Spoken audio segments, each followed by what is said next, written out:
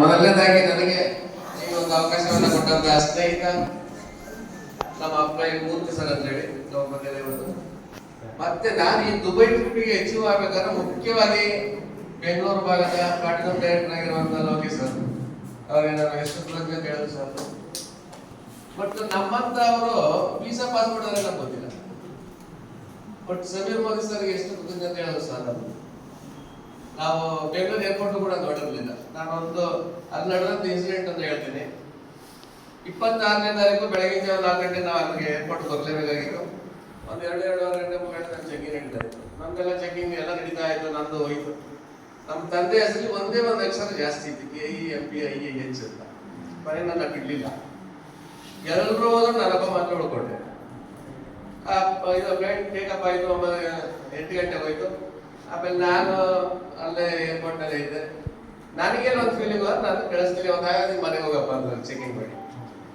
ಆಮೇಲೆ ನನಗೆ ಊರಲ್ಲೆಲ್ಲ ಏನೋ ದೊಡ್ಡದಾಗಿ ಇವತ್ತು ದುಬೈ ಹೋಗ್ತಾ ಇದ್ದೇನೆ ಅಂತ ದೊಡ್ಡ ಬ್ಯಾಗ್ ಹಾಕಿದ್ದೆ.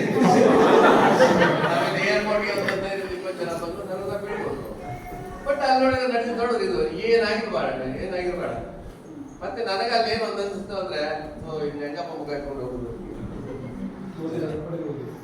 ಆಮೇಲೆ ಏನಾಯ್ತು ಅಂದ್ರೆ ನಿಜಕ್ಕೂ ಮೋದಿ ಕೇರಿ ಅಂತವನು ಕೂಡ ಕೈ ಬಿಡೋದು ಅನ್ನೋದಕ್ಕೆ ನಾನು ಸಾಕ್ಷಿ. ಆಮೇಲೆ ಮತ್ತೆ ಸರಿಂದ ಒಂದು ಫೋನ್ ಬಂತು, ಎದ್ರೆ ಬೇಡ ಮಗ, ಅಲ್ಲೆಲ್ಲರೂ ರೂಮ್ ಮಾಡ್ಕೊಂಡಿರೋ ಆ ರೂಮ್ ಬಾಡಿಗೆ ಕೂಡ ನಾವೇ ಕೊಡ್ತೀವಿ, ನಿನ್ನ ಕಳಿಸ್ಕೊಡ್ತೀವಿ, ಯಾವುದಕ್ಕೆ ಯೋಚನೆ ಮಾಡ್ಕೋಬೇಡ, ನಾನು ವೀಸಾ ಸಪ್ರೇಟ್ ಕಳಿಸ್ಕೊಡ್ತೀನಿ. ಆಮೇಲೆ ಅದಾಯ್ತು. ಅವ್ರ ಪ್ರಕಾರ ಹೋಗಿ ರೂಮ್ ಮಾಡ್ಕೊಂಡಿದ್ದೆ. ಅಲ್ಲೊಂದು 7-8 ಕಿಲೋಮೀಟರ್ ದೂರದಲ್ಲಿ ಹೋಗಿ ರೂಮ್ ಮಾಡ್ಕೊಂಡಿದ್ದಾಗ ಮತ್ತೆ ನನಗೆ 2 ಗಂಟೆಗೆ ಸರಿಂದ ಫೋನ್ ಬಂತು, ನಿನ್ನ ಮೊಬೈಲ್ ಕಳಿಸಿದ್ದೀನಪ್ಪ ವೀಸಾ, ನೀನು ಅದನ್ನ ಹೋಗು, ನಿನ್ನ 4 ಗಂಟೆ ಅಷ್ಟು ಹೋಗು ಏರ್ಪೋರ್ಟಿಗೆ ಅಂತ. ನಾನು 4 ಗಂಟೆ ಅಷ್ಟು ಏರ್ಪೋರ್ಟಿಗೆ ಹೋದೆ. ಅದೇ ವೀಸಾ ತೋರಿಸಿದೆ. ಮತ್ತೆ ಎಲ್ಲ ಚೆಕಿಂಗ್ ಎಲ್ಲ ಆಯ್ತು. ಬಟ್ ಇವರೆಲ್ಲ ಹೋಗಿದ್ದು ಇಂಡಿಗೋ ಫ್ಲೈಟ್. ಆದ್ರೆ ಅದೇ ಮೋದಿ ಕೇರ್ ಕಂಪನಿ ನನ್ನನ್ನ ಕಳಿಸ್ಕೊಟ್ಟಿದ್ದು ಶ್ರೀಮಂತರು ಓಡಾಡುವಂತ ದುಬೈ ಎಮಿರೇಟ್ಸ್.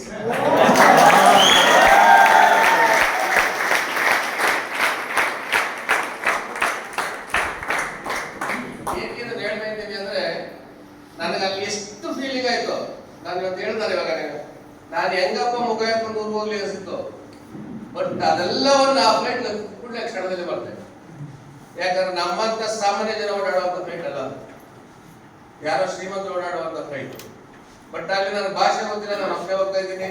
ಈ ಕಡೆ ಲೇಡೀಸ್, ಈ ಕಡೆ ಲೇಡೀಸ್, ಈ ಕಡೆ 3 ಸೀಟು, ಮಧ್ಯ 4 ಸೀಟು, ಆ ಕಡೆ 3 ಸೀಟು, ಈ ಕಡೆ ರೆಡಿ, ಆ ಕಡೆ ರೆಡಿ, ಮಧ್ಯ ನಾನು. ನನ್ನ ಭಾಷೆ ಗೊತ್ತಿಲ್ಲ.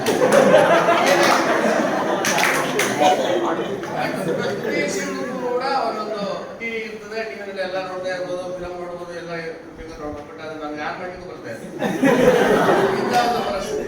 ಬಟ್ ಅಲ್ಲಿ ಪಕ್ಕದಲ್ಲೇ ಇದ್ದಂತ ಲೇಡಿ ಒಬ್ರು ಏನ್ ಮಾಡಿದ್ರು, ಅದನ್ನ ಆನ್ ಮಾಡ್ಕೊಂಡ್ರು. ಆಮೇಲೆ ಇಂಗ್ಲೀಷಲ್ಲಿ ಕೇಳಿದ್ರು, ನಾನು ಬೆಂಗಳೂರು ಕರ್ನಾಟಕ ಅಂತ, ಕನ್ನಡದ ಹಾಕೊಟ್ರು. ನೋಡ್ತಾ ಗೊತ್ತಿದೆ. ಈ ಪಕ್ಕದಲ್ಲಿ ನನ್ನ ಕ್ಯೂರಿಯಾಸಿಟಿ ಅದೇ ಫಸ್ಟ್ ಗೊತ್ತಿರೋದು. ಹೊರಗಡೆ ನೋಡ್ತಾ ಇದೆ, ಹೊರಗಡೆ ಏನ್ ಕಾಣುತ್ತಾ ಇಲ್ಲ.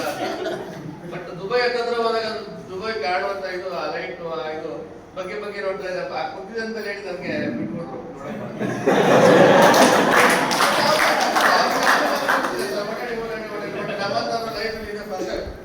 ನಾನು ಬೆಂಗಳೂರು ಏರ್ಪೋರ್ಟ್ ನೋಡಿರೋದು ಫಸ್ಟ್ ಟೈಮ್. ಬಟ್ ಅಂತಂದ್ರೆ ಮೋದಿ ಕೇರ್ ಕಂಪನಿ ನನ್ನನ್ನ ಆ ಒಂದು ನನ್ನಲ್ಲಿ ಏನು 15-20 ಜನ ಬಂದ ನನ್ನ ಬೀಳ್ಕೊಟ್ರು. ನನಗೆ ಅಲ್ಲಿ ಕ್ಯಾನ್ಸಲ್ ಆಯ್ತು, ನಾನು ಕಳಿಸ್ತಿಲ್ಲ. ಆ ಫೀಲಿಂಗ್ ನನಗೆ ನನ್ನೆಲ್ತಾಗ ಇದಕ್ಕೆ ಏನು ಎಮಿರೇಟ್ಸ್ ಕೂಡಲೇ ನನಗೆ ಬರ್ತಿತ್ತು. ಬಟ್ ಇದೆಲ್ಲ ಆದ್ಮೇಲೆ ನಾನೊಬ್ಬ ಹೋಗಿದ್ದೀನಿ ಇಲ್ಲಿಂದ ದುಬೈಗೆ. ದುಬೈನಲ್ಲಿ ನನ್ನ ಫ್ಲೈಟ್ ಇಳಿದ್ರೆ ದುಬೈ ಏರ್ಪೋರ್ಟ್ ಬೆಂಗಳೂರು ಏರ್ಪೋರ್ಟ್ಗಿಂತ 4 ಪಟ್ಟು ದೊಡ್ಡದು. ನನ್ನ ಭಾಷೆ ಗೊತ್ತಿಲ್ಲ, ಅಲ್ಲಿ ಇಳಿದಿದ್ದೀನಿ. ಮತ್ತೆ ನನಗೆ ಇಂಗ್ಲೀಷ್ ಸ್ವಲ್ಪ ಗೊತ್ತಿರೋದ್ರಿಂದ ಇಂಗ್ಲೀಷ್ ಬೋರ್ಡ್ ನೋಡ್ಕೊಂಡು ಲಗೇಜ್ ಎತ್ಕೊಂಡೆ 1.5 ಗಂಟೆ ತಗೊಂಡಿದ್ದೆ. ಇಲ್ಲಿ ಬೆಳಗ್ಗೆ ನೈಟ್ 9 ಗಂಟೆ ಟೇಕಪ್ ಆಯ್ತು. 11:45ಗೆ ಏರ್ಪೋರ್ಟ್ ಅಲ್ಲಿ ಹೋಗಿ ದುಬೈ ಏರ್ಪೋರ್ಟ್ ಇದೆ. ಸುಮಾರು 1.5 ಗಂಟೆ ನಾನು ಏರ್ಪೋರ್ಟ್ ಹೊರಗಡೆ ಹೋಗೋಕೆ ಟೈಮ್ ತಗೊಂಡಿದ್ದೀನಿ ನೋಡ್ಕೊಂಡಿದ್ದಾರೆ. ನಾನು ಹೊರಗಡೆ ಹೋದ ಕೂಡಲೇ ಮೋದಿ ಕೇರ್ ಬಾವುಟ ಹಿಡ್ಕೊಂಡು ಕಾರ್ ಬೀಳ್ಸ್ಕೊಳ್ತಾ ಇದ್ದೆ.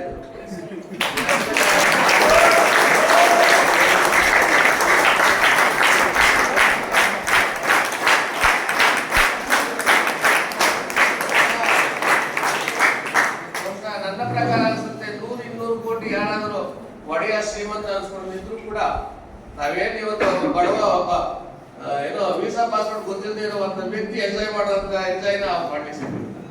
ಅದು ಮೋದಿ ಕೇರ್ನಿಂದ ಮಾತ್ರ ಸರ್.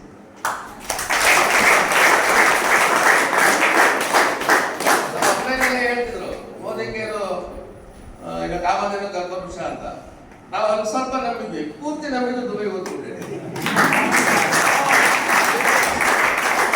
ಯೋಚನೆ ಮಾಡಿ ಸ್ನೇಹಿತರೆ, ಒಬ್ಬನೇ ಒಬ್ಬ ವ್ಯಕ್ತಿನ ಬೆಂಗಳೂರಿಂದ ದುಬೈವರೆಗೂ ಐಷಾರಾಮಿ ಶ್ರೀಮಂತ ಓಡಾಡುವಂತ ಒಂದು ಟಿಕೆಟ್ ಬುಕ್ ಮಾಡಿ ವೀಸಾ ಸಪರೇಟ್ ಕೊಟ್ಟು ಕಳ್ಸ್ಕೊಟ್ಟಿದೆ. ದುಬೈ ಏರ್ಪೋರ್ಟ್ ಅಲ್ಲಿ ನನಗೋಸ್ಕರ ಒಂದು ಕಾರ್ಯ ಕಾಯ್ಕೊಂಡಿದ್ದಾರೆ ಅಂದ್ರೆ ಅದು ಮೋದಿಕರಿಂದ ಮಾತ್ರ ಸಾಧ್ಯ, ಬೇರೆ ಎಲ್ಲರೂ ಸಿಗಿಲ್ಲ.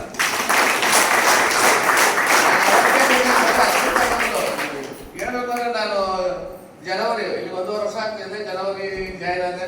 ಅದಾದ 9ನೇ ತಾರೀಕಿಗೆ ನನಗೆ ಇದೇ ಸ್ಥಳದಲ್ಲಿ ಬೂಟ್ ಕ್ಯಾಂಪ್ ಅವಕಾಶ ಸಿಕ್ಕಿತ್ತು. ಆ ಬೂಟ್ ಕ್ಯಾಂಪ್ ಅಲ್ಲಿ 3 ದಿವಸ 2 ದಿವಸ ಇಲ್ಲಿ ಕೂತೋದಾಗ ನಾನು ಹೆಂಡತಿ ಫೋನ್ ಮಾಡಿದೆ ಇಲ್ಲಿಂದ, ನನ್ನ ಜೀವನದಲ್ಲಿ ಏನ್ ಬಿಟ್ಬಿಟ್ಟು ಬದುಕಿರ್ ಬಿಡದೆ ಅಂತೇಳಿ. ಬಟ್ ಅದು ಕೂಡ ಈ ಟ್ರಿಪ್ ಹೋಗಿ ಬಂದ್ಮೇಲೆ ಸಾಯ್ತಾ ಇತ್ತು. ನಾನು ಅಲ್ಲೂ ಕೂಡ ಹೇಳಿದೆ, ದುಬೈಯಿಂದ ಫೋನ್ ಮಾಡಿ ನನ್ನ ನಾನು ಸಾಯಿವರೆಗೂ ಮಾತ್ರ ಬದುಕಿರ್ ಬಿಡ್ತೀರ.